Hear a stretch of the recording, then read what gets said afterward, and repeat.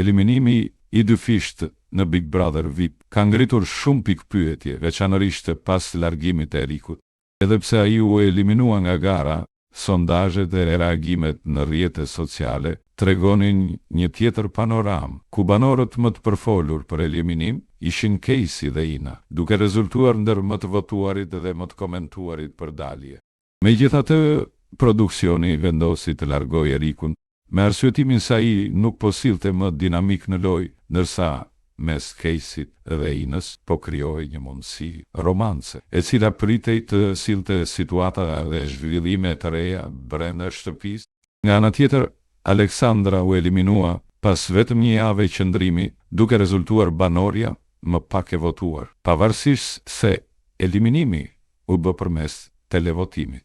Largimi i saj u konsiderua surprizë, pasi ndodhi shumë shpejt dhe pa pasur kohë të krijonte ndikim real në lojë.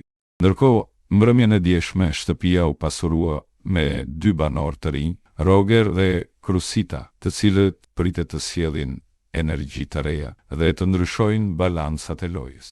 A ishte i drejtë eliminimi i Erikut apo duhej ndjekur logjika e sondazheve? A mendoni se Aleksandra u largua shumë herët nga loja?